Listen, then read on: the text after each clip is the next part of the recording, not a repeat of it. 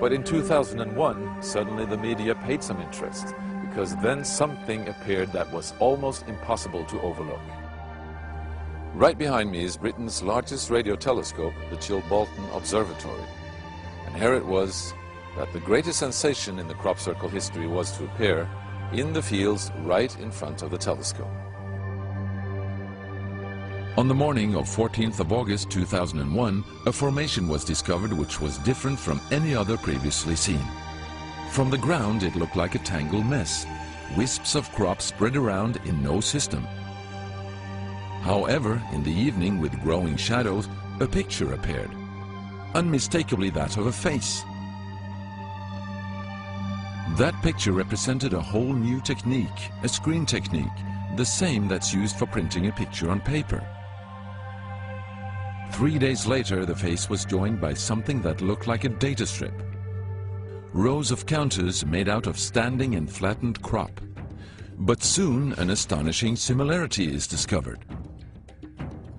In 1974, the astronomer Carl Sagan composed a message that NASA sent into space from the Arecibo telescope in Puerto Rico. Binary figures which constituted a graphic code presenting key factors about humans and the planet we live on.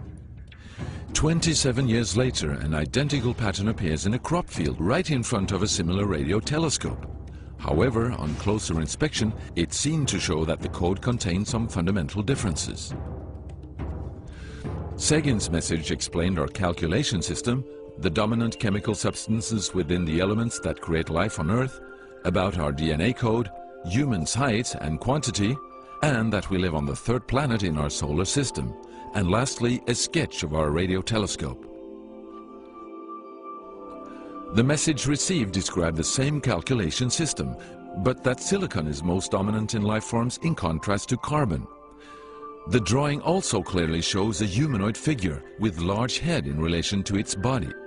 It's also explained that they have an extra string in their DNA, are approximately 4 feet tall, inhabit the third, fourth and fifth planets in their solar system, and have a population of around 21.3 billion. Underneath, the telescope has been replaced by something more complex.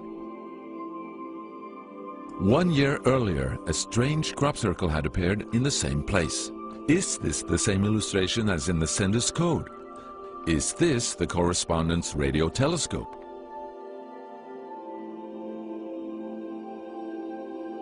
If this is not an extremely clever and well-calculated joke conducted by humans, is it a serious response from an alien civilization? The Chibolton crop formations really gave new life to the speculations of who is behind this. Is it aliens? Where do they come from? And what is their purpose of this type of communication? The following year, very nearly on the same day, a new picture appears that gives new force to the alien theory, this time in Crabwood, near the town of Winchester in Hampshire. Once again we see a face, but this time there is an unmistakable resemblance to something extraterrestrial. The picture also contains a print, somewhat similar to that of a CD, with something that appears to be a coded message.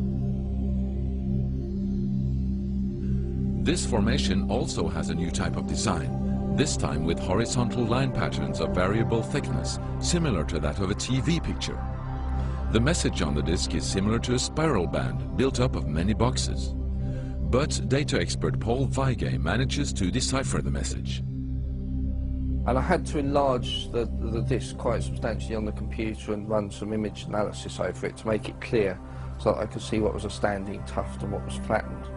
And while I was doing this, I noticed that every so often there was almost a mistake in the diagram. It was like there was a tuft, where the little square tuft, it had done sort of half size. I thought that's a bit odd, and it seemed fairly regular.